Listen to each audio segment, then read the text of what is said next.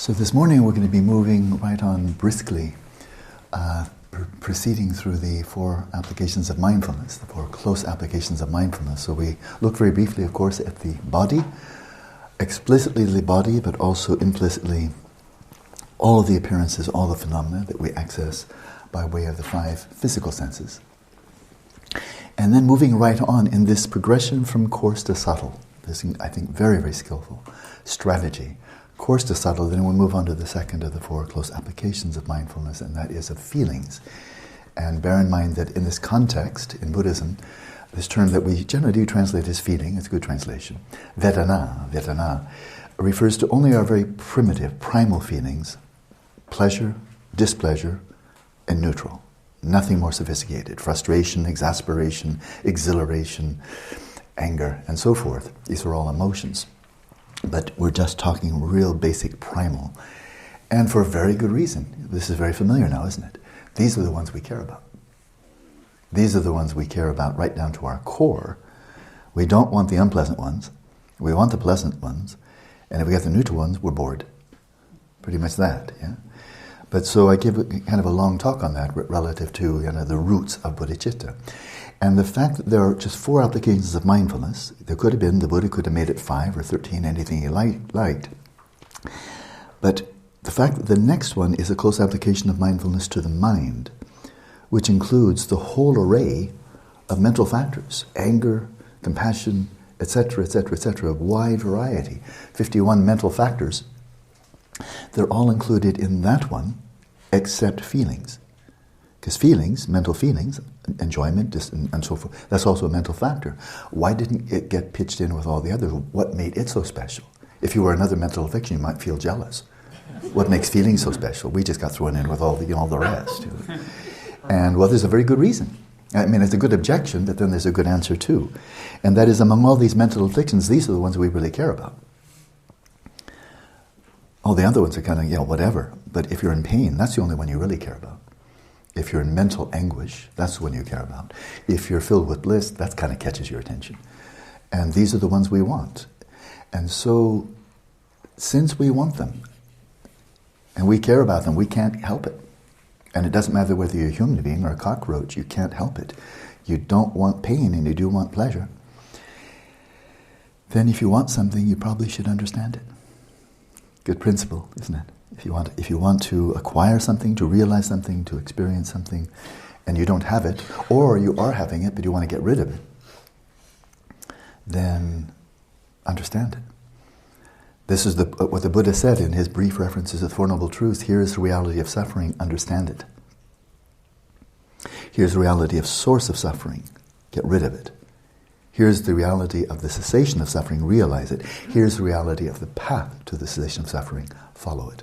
But the first one was, here's the reality, Four Noble Truths, here's the reality of suffering, understand it. We don't want to understand it. We don't want to understand it. We want it to be gone. It's like having a really awful neighbor. We don't want to understand them, we just want them to move. Right? But the problem is they don't. And we want suffering just to vanish, and it doesn't. And so what our natural tendency, it's not just modernity, but modernity knows how to do this with spectacular success. Anesthetize it. We do this better than any civilization in history. They just, until a century ago or so, I don't really know. Anesthesia didn't exist. Civil War, 150 years ago, right? You have a limb that's getting infected, cut it off. And your only anesthetic would be maybe some whiskey. Right? So there it is, but it's not just anesthesia. It's video games, it's internet, it's work. It's work, and it's work. That's the Protestant way. Work yourself to death. Get your mind off it, get to work. Don't worry about whether you're unhappy, you're anxious, you're miserable, you're finding your life totally devoid of meaning, and you're desperate. Well, there's a solution to that. Get to work. That's the anesthesia. And then, of course, when you're tired of that, then anesthesia. Then we have the next anesthesia is entertainment. And boy, we entertain each other, like never before in history. The range of entertainments. Gosh. Even, those shopping channels. That too is a form of entertainment, you know. For the people on the verge of suicide and can't quite decide, you know, there it is. The Buddha's, this is the first thing the Buddha talked about. The first topic he addressed after he made his walk, his long walk from Bodh Gaya to Saranat. He encountered his 5 previous companions. This is the reality of suffering. I could really go on, but time is short. To understand feelings, that's a big deal. To understand feelings, as the Buddha himself said in his main discourse, the Mahasatipatthana Sutta, as we're focusing on feelings, examine them closely apply mindfulness to them, and then in the midst of this is why this is immensely richer than mere bare attention or just be here now, and that is attend to the factors of origination. What are the factors that give rise to the feelings you're experiencing? This is not bare attention. You're not going to get it that way. Start using your intelligence, for heaven's sakes. And what are the factors of disillusion? No feelings are permanent. So how is it that they vanish? And the Buddha said, investigate this. This is contemplative science at its just spectacular sharpness. Pali Canon, Theravada commentaries are spectacular here. So this is why we closely apply mindfulness to feelings, because we care about them so deeply, existentially, and we always will. Even an arhat cares about feelings. A Buddha, of course, cares about the feelings of all sentient beings. It never stops. It just never stops. It's right there in the very nature of being conscious. There is no conscious entity, no conscious being that doesn't care about feelings. It's built in. It's intrinsic. So, to be brief now, I don't want to ramble. Some basic Buddhist psychology that's totally empirical. And that is, we have these 5 physical modes, 5 types of physical kind of sensory consciousness, 5 sensory consciousness. Visual, auditory, olfactory, gustatory, and tactile. Easy, right? And they each have their own separate and non-overlapping, according to Buddhism, non-overlapping domains of experience. And that is, when you, in the scene, let there be just a scene. What you see you don't hear. What you hear, you don't smell. What you smell, you don't feel. What you feel, you don't taste. These are non-overlapping domains of experience. Right? And that's for the 5. You can check to see whether that's true. It's interesting. That's back to the close applications of mindfulness of body, which then includes all of the 5 sense fields, right? Check to see whether there's any overlap in terms of what you're actually getting directly to these 5 sensory modes of consciousness. And then we have mental consciousness. And mental consciousness has its own nest, so to speak, which is to say its own domain, which is called dhatu, because there are 18 dhatus. There are 6 dhatus or domains of experience, 6 modes of consciousness, and 6 faculties, independence upon which the 6 modes of consciousness arise. 3 times 6, 18. So each of the 6 modes of consciousness has its own domain, right? And mental consciousness, of course, does too. And that is that domain of appearances, of phenomena, that can be apprehended, directly observed only by way of mental perception, mental awareness. Dreams. You can't see them with your eyeballs. You can't hear them. You can't measure them. None of these can be measured with scientific instruments. They're completely in the dark. But your thoughts, your emotions, that which we attend to introspectively, and we all know this, I won't comment anymore on the ridiculous notion that introspection doesn't happen. This is just by the metacognitively impaired. There's no reason to listen to such people. And so we are, of course, you all know this perfectly well.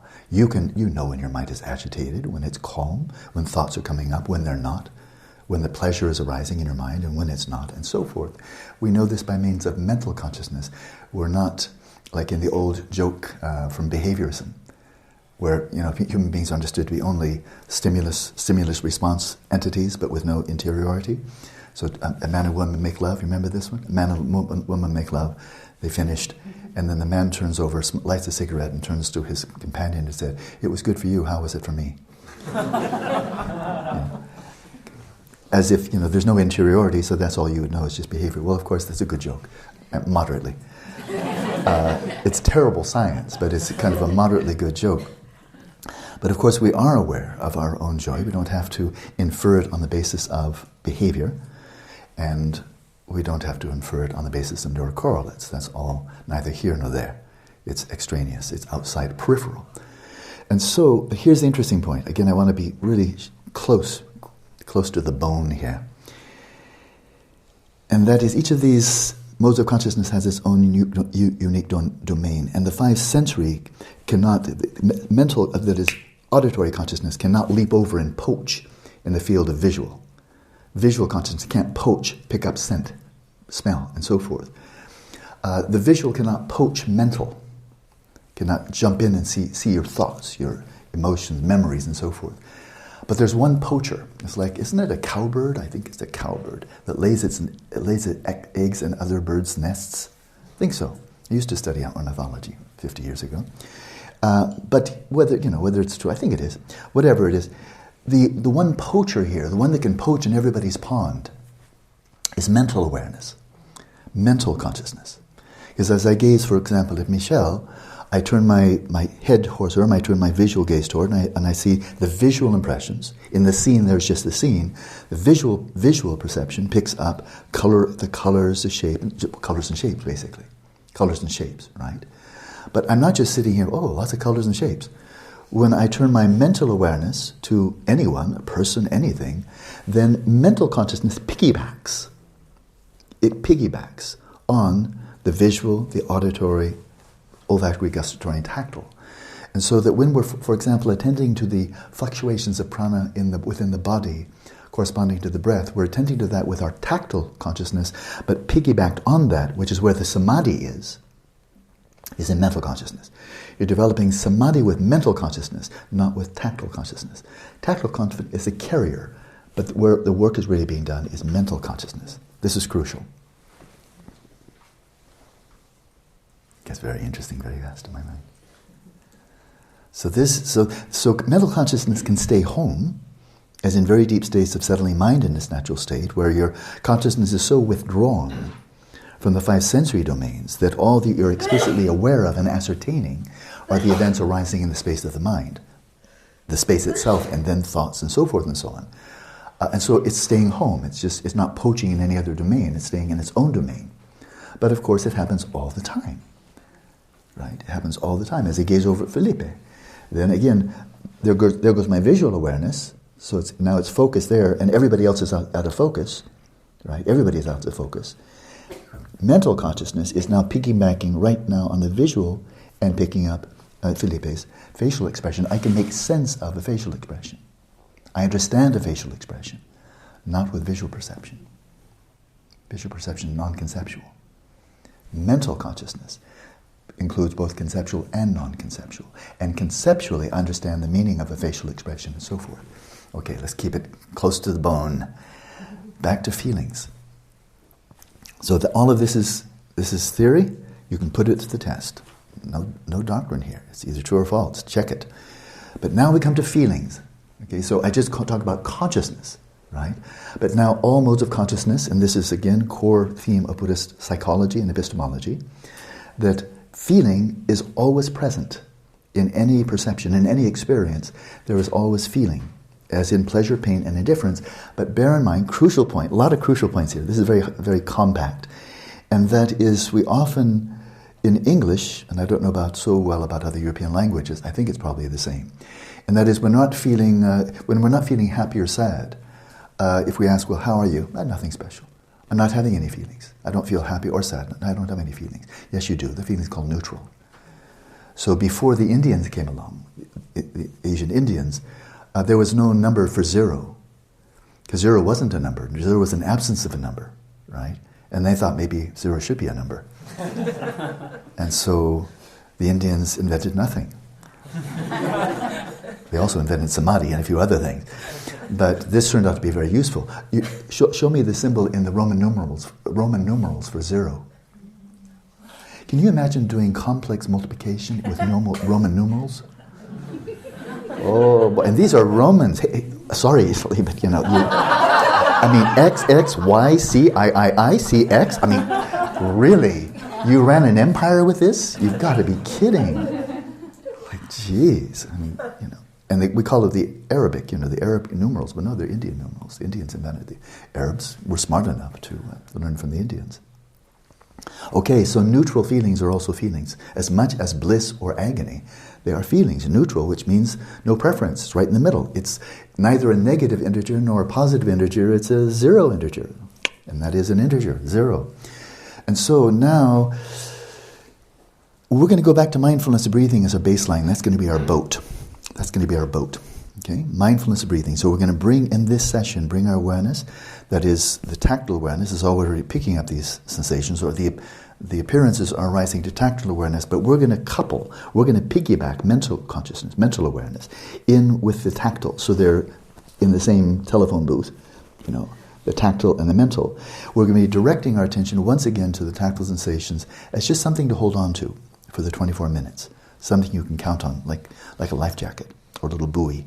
Okay, this one is always here. In-breath, out-breath, in-breath, out-breath. As you're doing that, your baseline in shamatha, then what I'm inviting you to do for the next session, then I won't have to talk so much during the session, is this is just your baseline, just to keep your head above water. So you're just not drowning in laxity or swept away by the currents of excitation.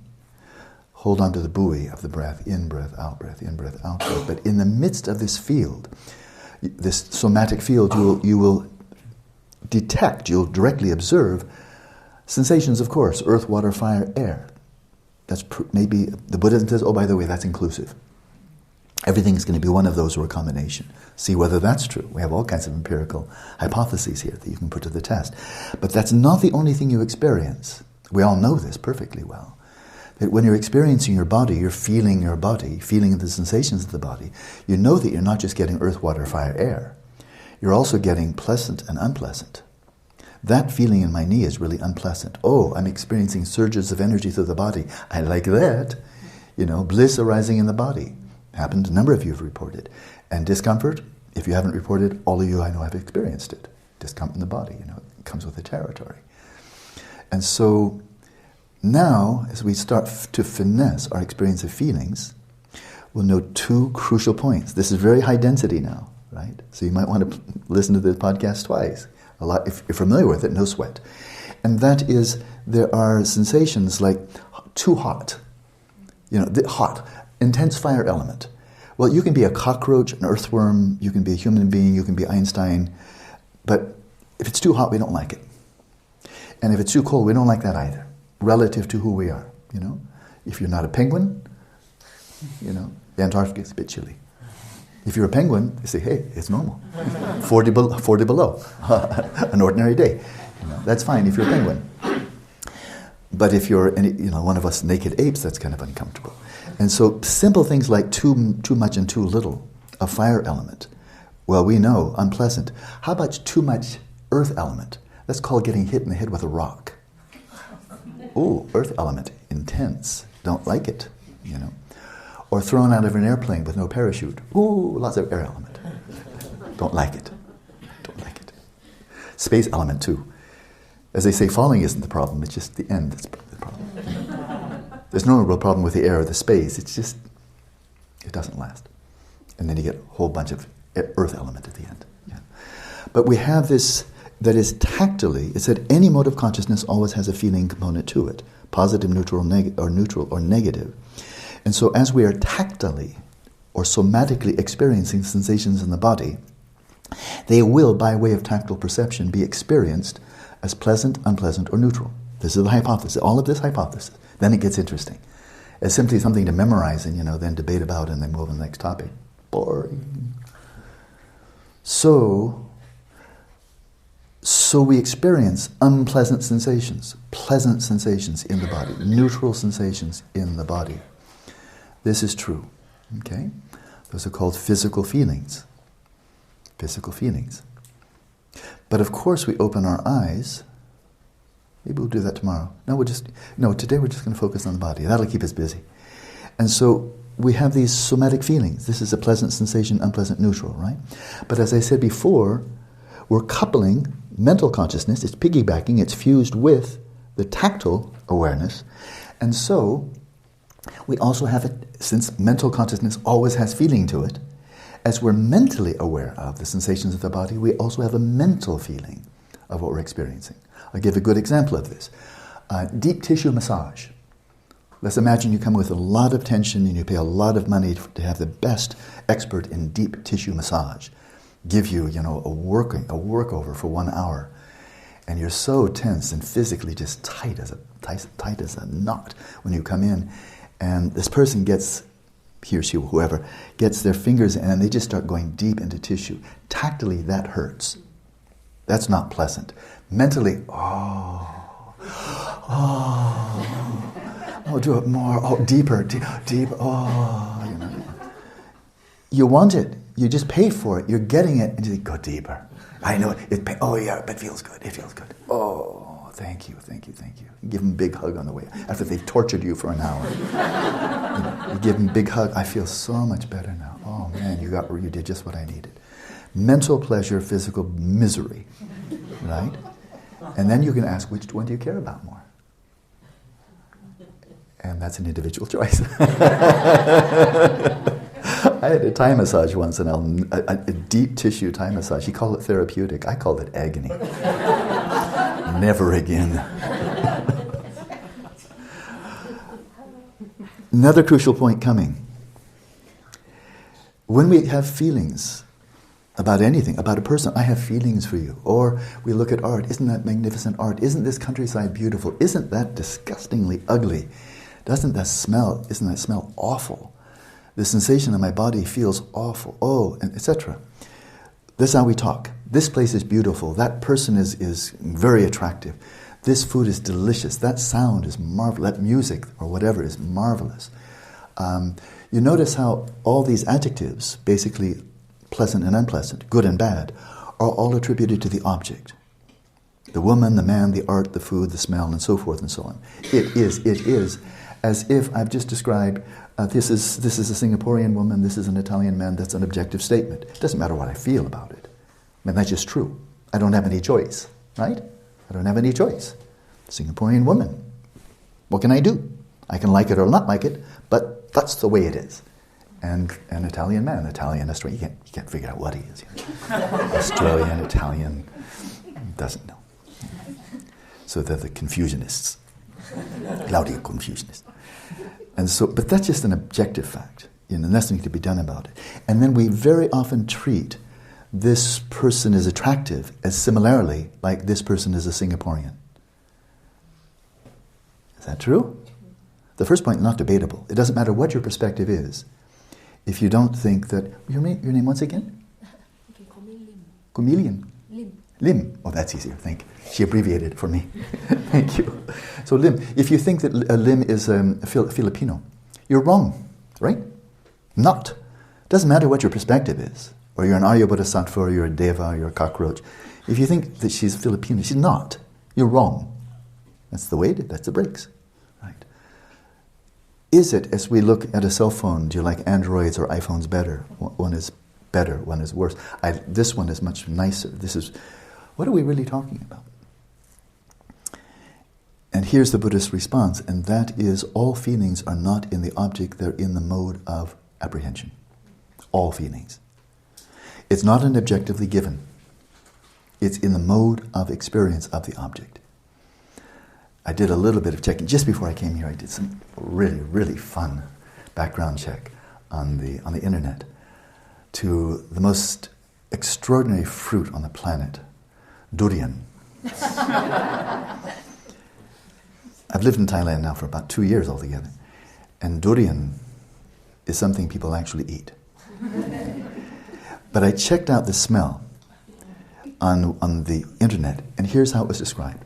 The smell of durian, which is sold for money, and people eat it, people eat it intentionally, is, you ready? This is off the internet, so please don't blame me. As for its smell, it smells like pig shit, seasoned with turpentine and onions, and garnished with gym socks.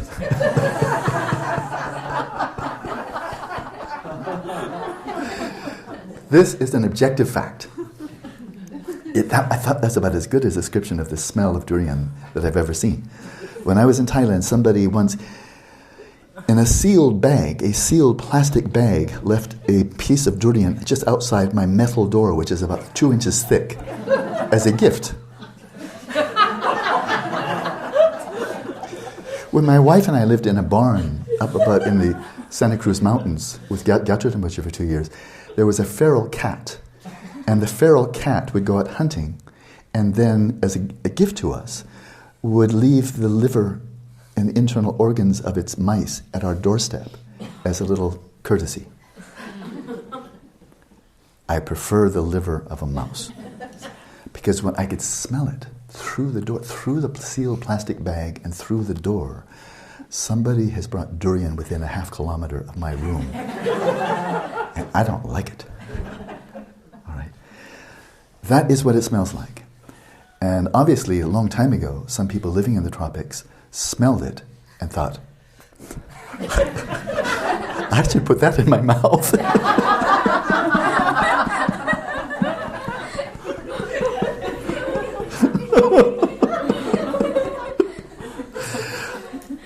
I think they're either suicidal, it's got to be poison, and I can take no more of samsara, and I'm sure I'm going to die. Anything that smells like that has to be lethal. I think that's why the first people put durian in their mouths. They wanted to commit suicide, and they said, this will definitely kill me. If it smells that bad, it cannot be anything but lethal. Probably one bite will do it. You know, like a lot of the snake venom in Thai snakes. So, but somebody tasted it. And it tastes pretty much like it smells. Why would it not? It's from the same source. And then somebody mentally thought, good. I do have an interpretation.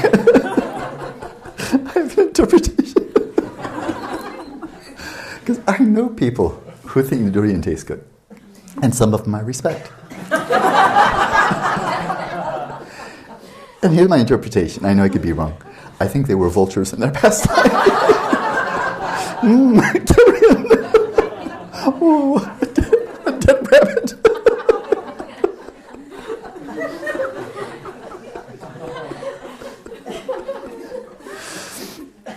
So it is well said, correctly said, that when it comes to durian, either love it or hate it. And I assume some people really love the taste, because I've seen them eat it, and they smile. So for them, the taste, the gustatory, apparently it must be good. And clearly they're smiling, so they're experiencing mental pleasure, right? There are many, many other cases. Modern art.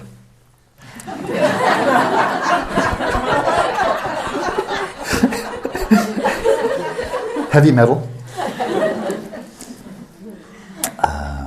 And the list just goes on and on and on. Poetry, some literature, movies that I would pay lots of money not to see, but other people clearly enjoy. And so all of this is to highlight, there's probably some truth to this, that if durian were, by its very nature, pleasant, if the taste of it were objective, then everybody would be right, and nobody would disagree. But are there debates about the value of certain types of modern art? Are there debates among highly intelligent people about this is great literature, this is not, this is great poetry, this is a very attractive person, this is not, and so on? And the answer is of course. So, but where the debates come in, sometimes very, very, passionate debates, is confusing or mistaking or not noting the fact that the pleasure is in the way you're apprehending that piece of fruit, that art, that fragrance, the appearance of that person, that ideology, and so forth and so on. It's in the way you're experiencing it. So there's nothing to debate. It's like you're debating with me, Alan, no, you actually enjoy durian. Well, there's nothing to debate. I win. And if you enjoy it, and I try to persuade you that you're not enjoying it, I lose. There's just no, I lose even before I even start. If somebody says, I'm in intense pain, there's no debate. You may not be able to find the neurophysiological correlate. You may not be able to find any physical cause. But if they say, I'm in physical agony, where's the debate? It's their experience. You can't debate it. You're just not understanding it. So this point is a simple one, but it has profound implications. Because it quite clearly seems that just as our mental awareness is coupled with, but then infuses our various modes of sensory perception, and in so doing can easily override to the point of obliterating.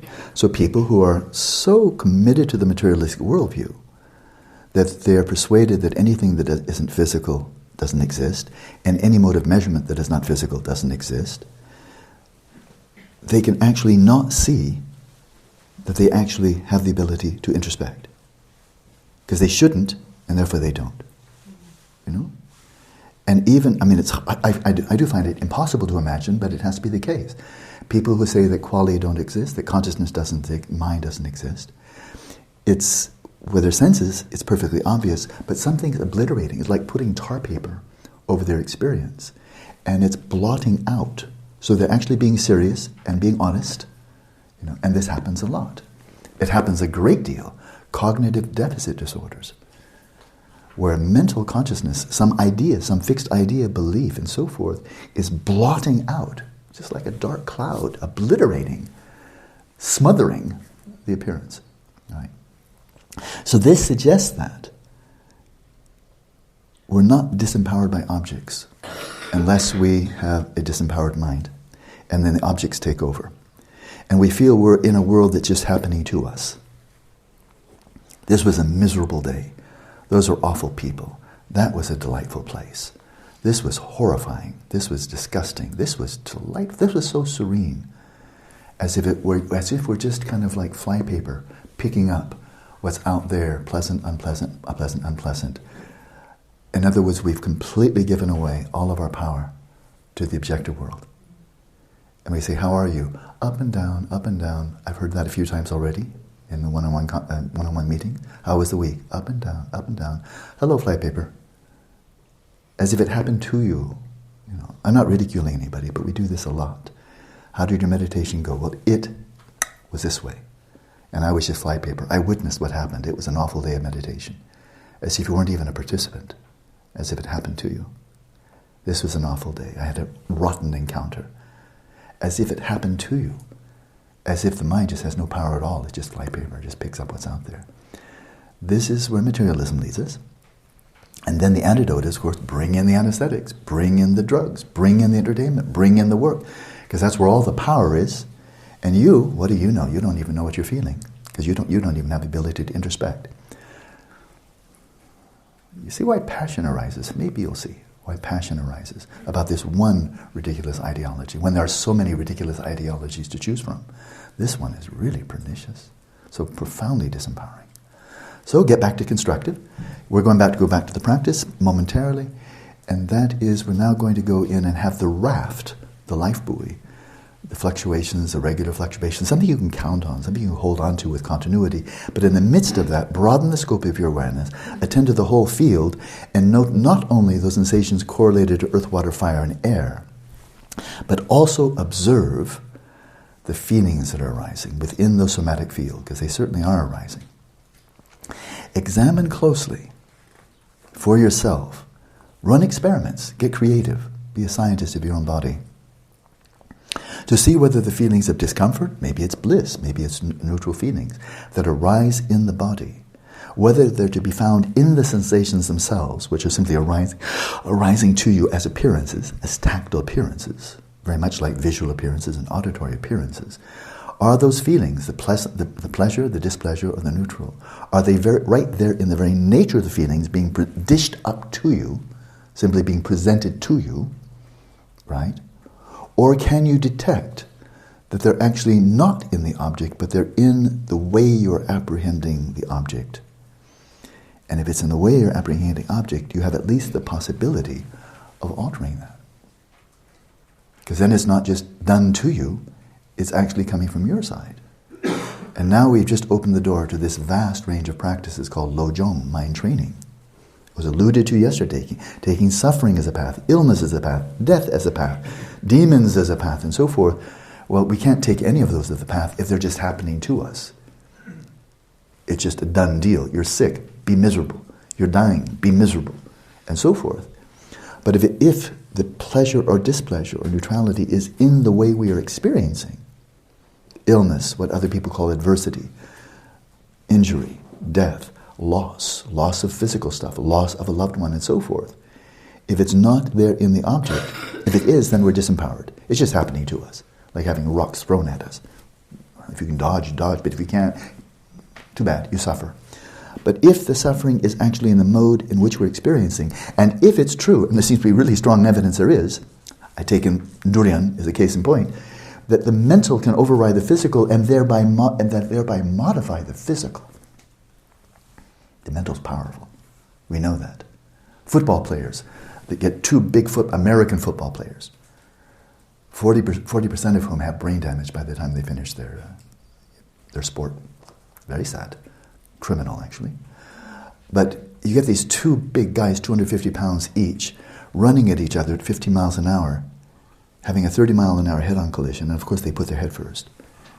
You know, but if one of them gets over the touchdown line and scores a point, he's just had a 30-mile-an-hour collision with another great big guy covered in heavy plastic and so forth.